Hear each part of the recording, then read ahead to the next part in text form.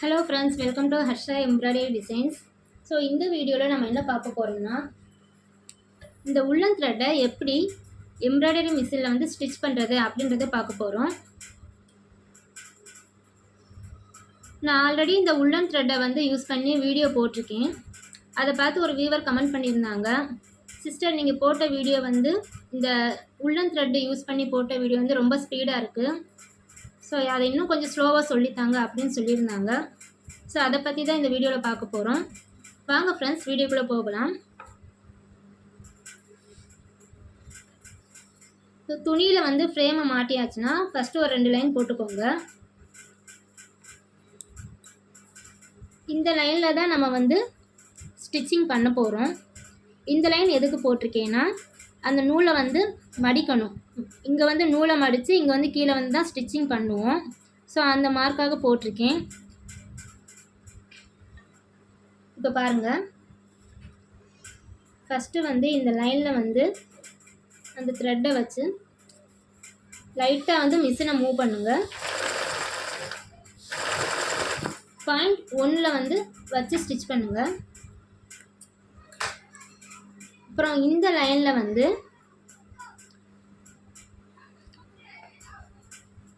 இந்த த்ரெட்டை வந்து ஃபோல்டு பண்ணி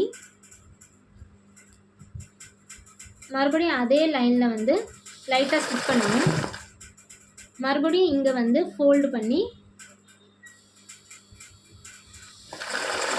அந்த லைனில் ஸ்டிச் பண்ணணும். ஸோ ஒரே மாதிரி ஈவனாக போடணும். ஆரம்பத்தில் பழகும்போது கொஞ்சம் கஷ்டமாக தான் இருக்கும், ஏன்னா நம்ம வந்து ஃப்ரேமை வந்து பிடிக்க மாட்டோம், கையால் வந்து பிடிக்க மாட்டோம்.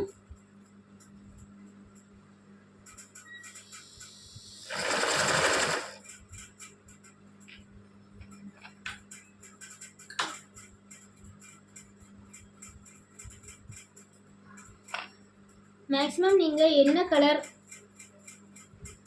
உள்ளன் த்ரெட் எடுக்கிறீங்களோ அதே கலர்லையே வந்து சில்க் த்ரெட்டும் யூஸ் பண்ணுங்கள்.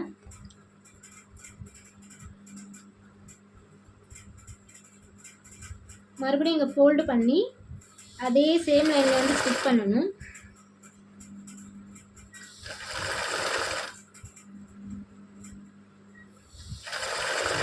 இதை நீங்கள் ப்ராக்டிஸ் பண்ண ஈஸியாக வந்துடும்.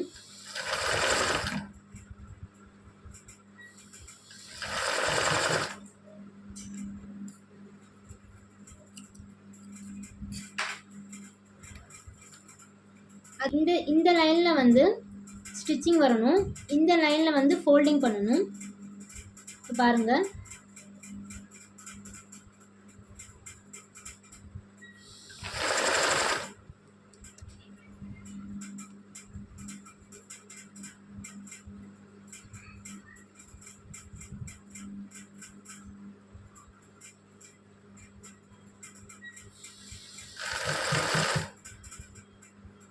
சும்மா லைட்டாக ஒரு பாயிண்டில் வச்சு ஒரு 2 தடவை வந்து நீடில் போயிட்டு வர அளவுக்கு ஸ்டிச் பண்ணுங்கள்.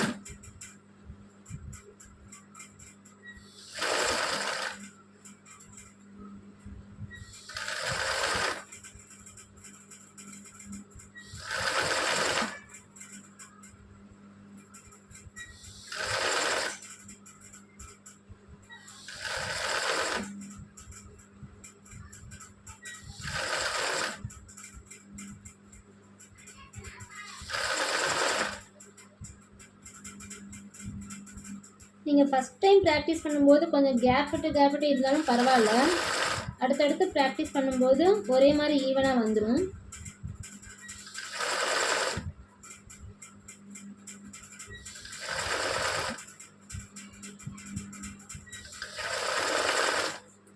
ஸோ இந்த 2 மெத்தடையும் வந்து ப்ராக்டிஸ் பண்ணிக்கிட்டே வாங்க. உங்களுக்கு ஓரளவு ப்ராக்டிஸ் கிடைக்குது, ஸோ ஈவனாக பண்ண முடியுதுன்னா நெக்ஸ்ட்டு வந்து இந்த மாதிரி சர்க்கிள் போட்டுக்கோங்க. சர்க்கிளில் வந்து இங்கே உள்ள ஒரு சர்க்கிள் வரைஞ்சிருக்கேன் இல்லையா, அந்த உள்ளே இருக்கிற சர்க்கிளில் தான் அந்த இதில் தான் வந்து ஸ்டிச்சிங் விழுகணும். மேலே இருக்கிற சர்க்கிளில் வந்து ஃபோல்டிங் வைக்கணும். இப்போ பாருங்கள்,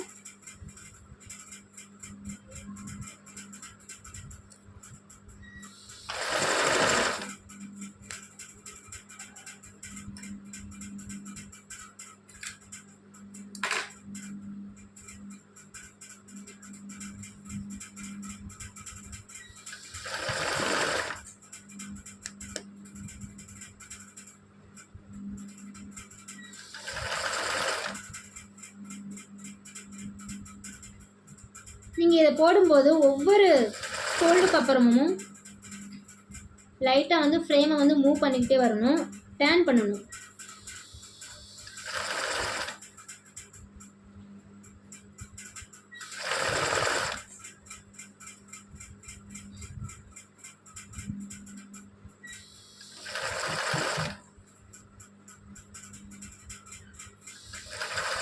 எம்ப்ராய்டரி மிஷினை பொறுத்த வரைக்கும் நம்ம எவ்வளோக்கு எவ்வளோ ஃப்ரேமை டேர்ன் பண்ணி போடுறோமோ அந்த அளவுக்கு ஃபினிஷிங் நல்லாயிருக்கும்.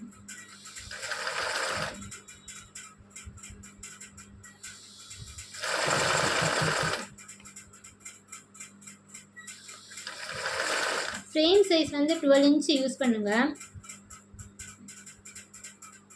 ஏன்னா அந்த ஃப்ரேம் வந்து டேர்ன் பண்ணுறதுக்கு வந்து ரொம்ப ஈஸியாக இருக்கும்.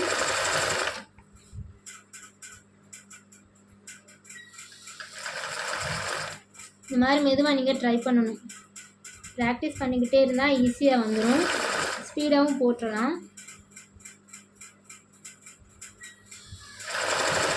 ஆரம்பத்தில் பழகும்போது இதெல்லாம் நல்லா கேப்பாக இருக்கும் நீங்கள் பழகும்போது. அப்புறம் கொஞ்சம் கொஞ்சமாக வந்து ப்ராக்டிஸ் பண்ணிக்கிட்டே வந்தீங்கன்னா அப்படியே ஒரே மாதிரி ஈவனாக கிடைக்கும், பார்க்கவே ரொம்ப அழகாக இருக்கும்.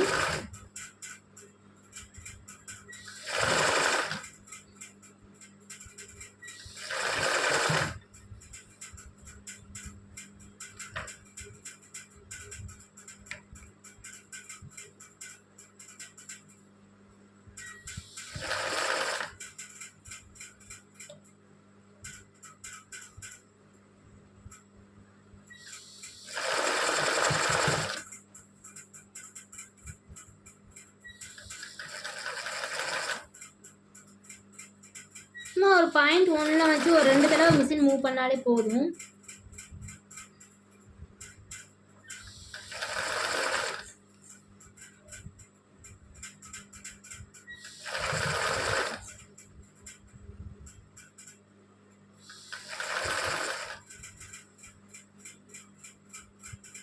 இது பழகும்போது ரொம்ப பொறுமையாக பழகுங்க, இப்போ தான் ஃபினிஷிங்காக போட முடியும். மிஷின் கண்ட்ரோலும் இந்த ஃப்ரேமிங் கண்ட்ரோலும் ரொம்ப முக்கியம் இதில்.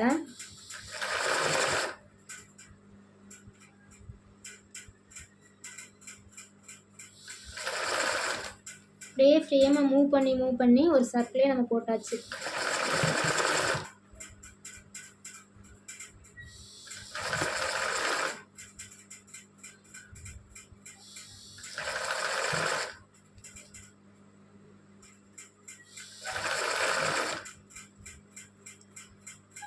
இப்போ நெக்ஸ்ட்டு என்ன பண்ணணும்னா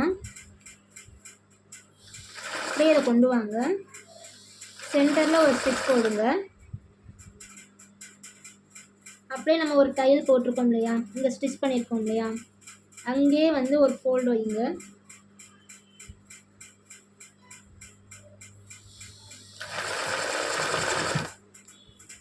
அது பக்கத்துலேயே வந்து ஸ்டிச் பண்ணணும். அதே மாதிரி ஒரே மாதிரி ஈவனாக போடணும், ஃப்ரேமை வந்து மூவ் பண்ணிக்கிட்டே வரணும்.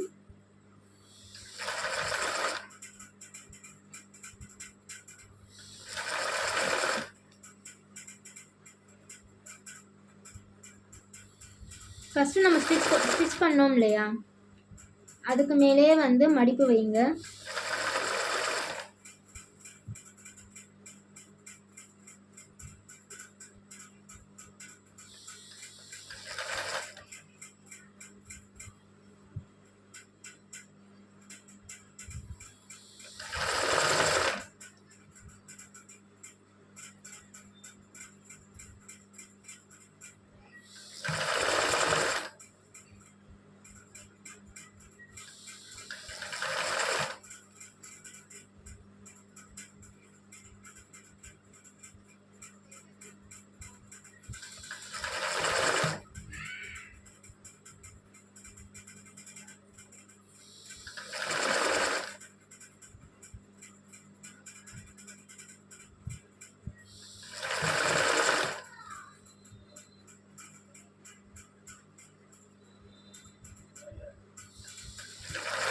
இந்த புதுசாக வீடியோ பார்க்குறீங்கன்னா பாருங்கள், பார்த்துட்டு உங்களுக்கும் லேர்ன் பண்ணணும்னு ஆசை இருந்துச்சுன்னா ஃபஸ்ட்டு வந்து மிஷின் வாங்குங்க.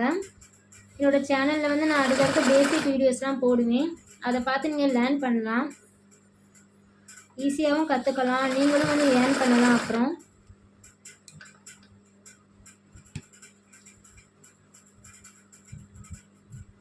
ஆனால் பழகும்போதே ஆரம்பத்தில் இருந்தே வந்து பொறுமையாக பழகுங்க. ஏன்னா ஆரம்பத்தில் நீங்கள் நல்லா ஃபினிஷிங்காக பழகிட்டிங்கன்னா அப்புறம் எந்த டிசைன் வேணாலும் ஈஸியாக போடலாம். உங்களால் வந்து அந்த ஸ்டிச்சிங்கே வந்து ஈஸியாக வந்து அப்சர்வ் பண்ண முடியும். இதுலேயும் வந்து அவசரப்படாதீங்க. புதுசாக மிஷின் வாங்கும்போது மிஷின் கண்ட்ரோல் வர்ற வரைக்கும் கொஞ்சம் வெயிட் பண்ணுங்கள். ஏன்னா அடிக்கடி த்ரெட்டு கட் ஆகும், மிஷின் வந்து ரொம்ப டைட்டாக வரும். ஸோ அதெல்லாம் தாண்டி தான் வரணும். மிஷினுக்கு வந்து டெய்லி வந்து ஆயில் போடுங்க, டஸ்ட் இல்லாமல் பார்த்துக்கோங்க.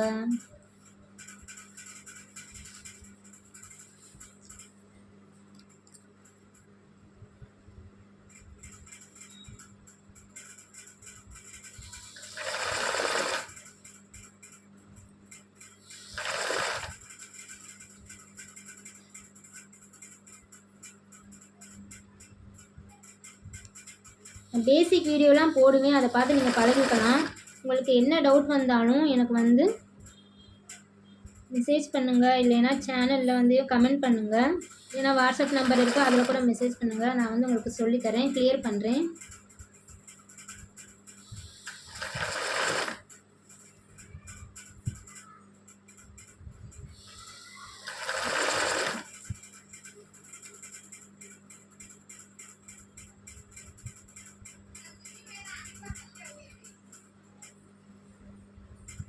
ஸோ இப்படியே ஒவ்வொரு ஸ்டிச்சாக வந்து போடணும். இது வந்து ஆரம்பத்தில் வந்து ஸ்லோவாக தான் போட முடியும். அப்புறம் உங்களுக்கு ஈஸியாக வந்துடும். பழகிக்கிட்டே வந்தீங்கன்னா அப்படியே நீங்களே ஸ்பீடாக போட்டுடலாம்.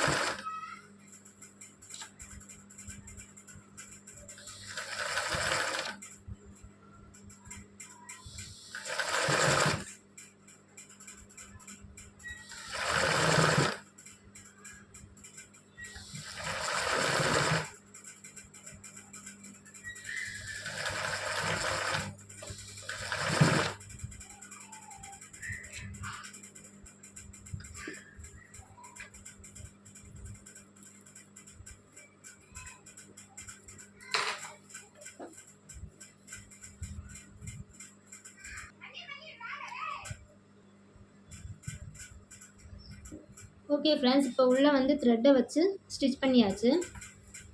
இப்போ வெளியில் நான் கொஞ்சம் லீஃப் வரைஞ்சிருக்கேன், அதை வந்து ஸ்டிச் பண்ணிடலாம்.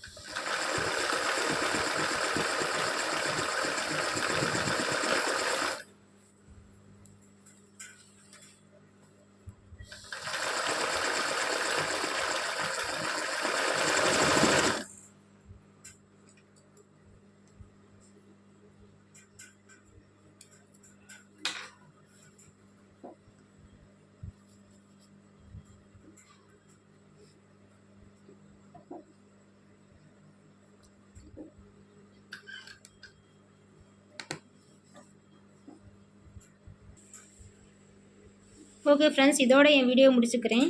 இந்த வீடியோ உங்களுக்கு பிடிச்சிருந்தா லைக் பண்ணுங்கள், ஷேர் பண்ணுங்கள், மறக்காமல் சப்ஸ்கிரைப் பண்ணுங்கள் ஃப்ரெண்ட்ஸ்.